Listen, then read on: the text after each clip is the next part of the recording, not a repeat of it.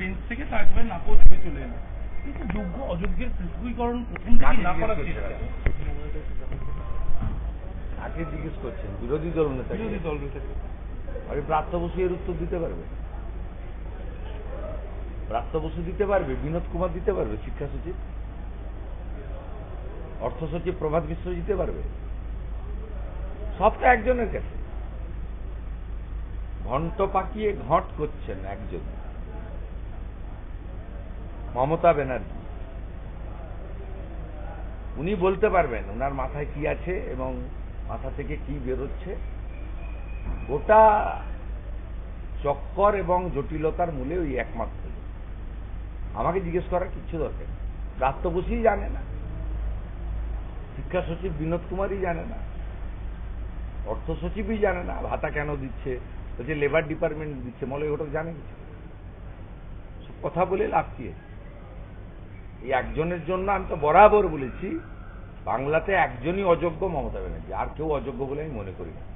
প্রত্যেকেরই ভালো মন্দ গুণ আছে, এই একটাও ভালো দিক নেই।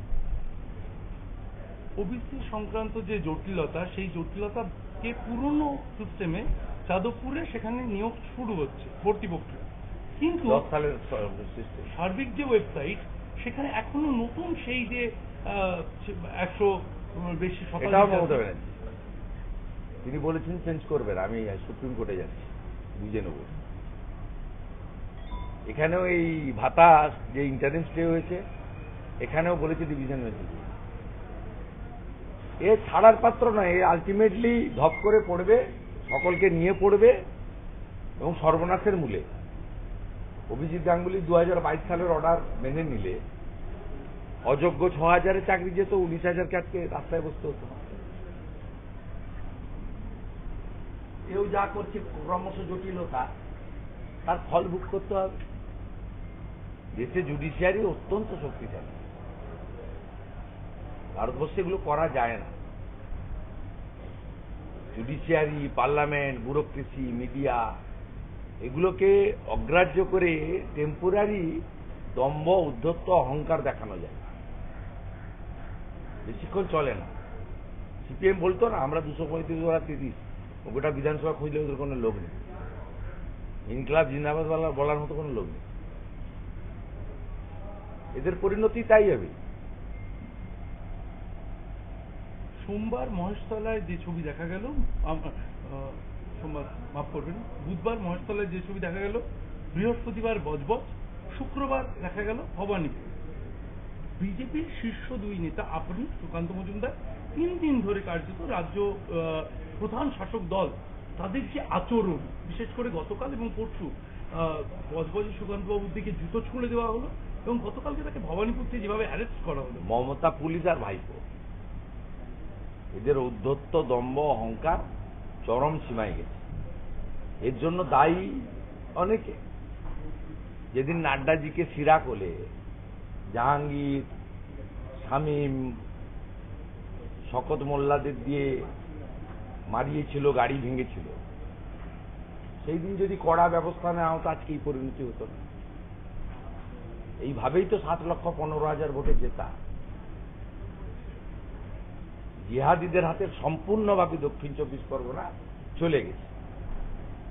আর ভবানীপুর তো ওদের বাপ ঠাকুরদাদের তৈরি করা, সেখানে আপনি কিছু করতে পারবেন না, কারো বাড়িতেও যেতে পারবেন না। ওরা সব কিনে নিয়েছে। 8 মাস সব সহ্য করুন। 8 মাসের পরে কার বাপ ঠাকুরদার কিনে দেওয়া আর কার দখল করা, জবরদখল করা সব হয়ে যাবে, দুধ আর জল আলাদা হয়ে যাবে।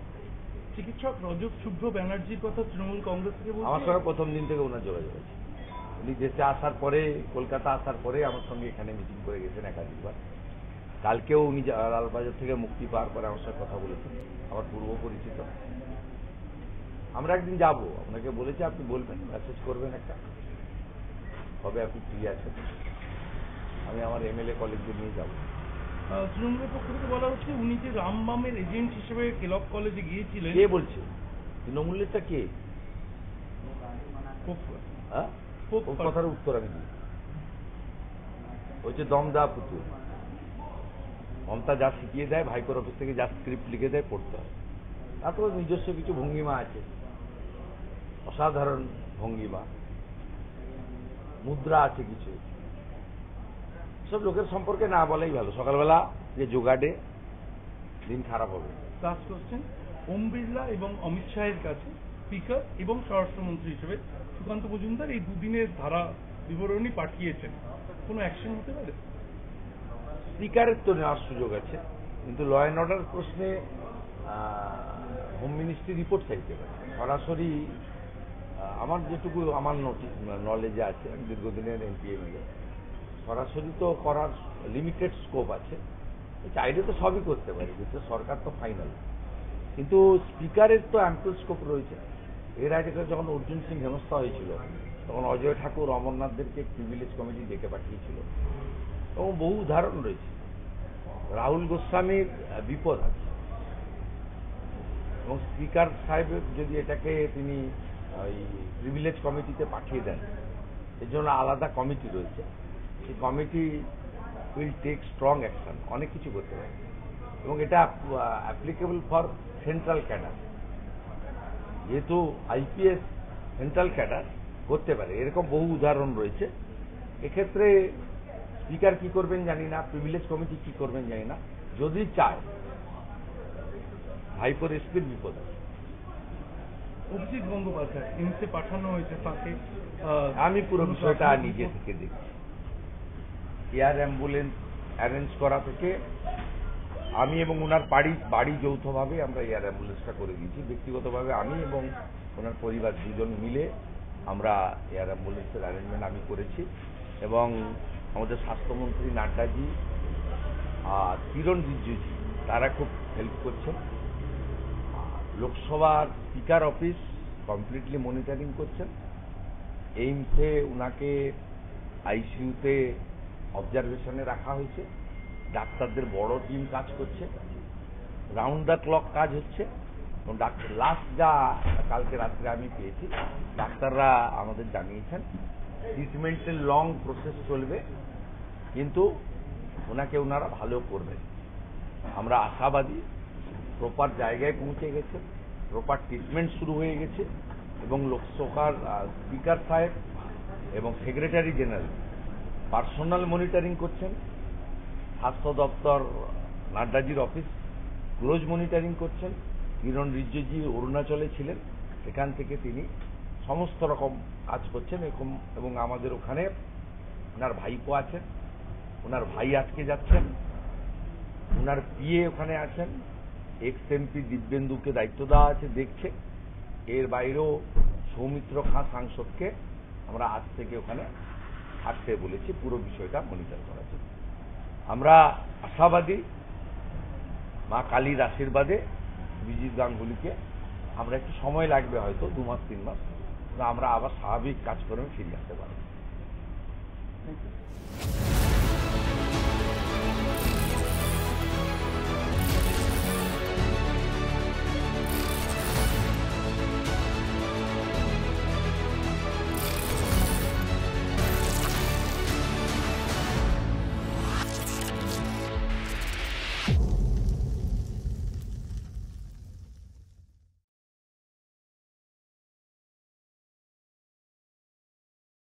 সকালে কলকাতা, দুপুরে দুর্গাপুর, তারপর আবার কল্যাণী। এই যে আপনি সারা রাজ্য জুড়ে দৌড়ে বেড়ান, ফিট থাকার এর মধ্যে গোপন রহস্যটা কি? ফিট জানি না, এমনি হেলদি ফিগার আছে, মানে মায়ের কাছ থেকে পেয়েছি, কিন্তু এমনি ইচ্ছাশক্তিটা সবচেয়ে বড় জিনিস। স্বামী বিবেকানন্দ সবসময় বলেছেন, যার নিজের প্রতি আস্থা নেই, উনি বলেছিলেন তার বক্তব্যে, প্রাচীনকালে যারা ধর্ম মানত না তাদেরকে নাস্তিক বলা হতো, আর আধুনিককালে যাদের নিজেদের উপর আস্থা নেই তাদেরকে নাস্তিক বলা হয়। নিজের উপর যদি কারো আস্থা থাকে, সে ফিট থাকতেই পারে, কোনো সমস্যা নেই। নরেন্দ্র মোদীজি যেটা করেছেন যোগ নিয়ে, তাতে গোটা পৃথিবী তাকে গ্রহণ করেছে। এটা আমাদের ভারতবাসী হিসেবে একটা বড় প্রাপ্তি, এবং এর কোনো বিকল্প নেই। আমি অন্য বিষয়গুলো হয়তো মেনটেন করতে প্রতিদিন পারি না, কিন্তু ওয়াকিংটা করি অন্তত 10,000 স্টেপ। নরেন্দ্র মোদীজি ওষুধকে দূরে সরিয়ে রেখে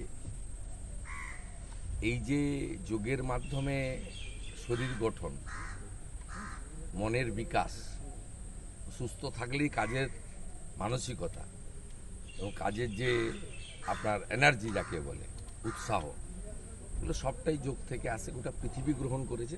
এই জন্য আজকে কালকে রাত্রে কলকাতায় যে এমএলএরা ছিলেন, আমরা জানাবশেখ ছিলাম, শুক্রবার সবাই বাড়ি চলে গেছে।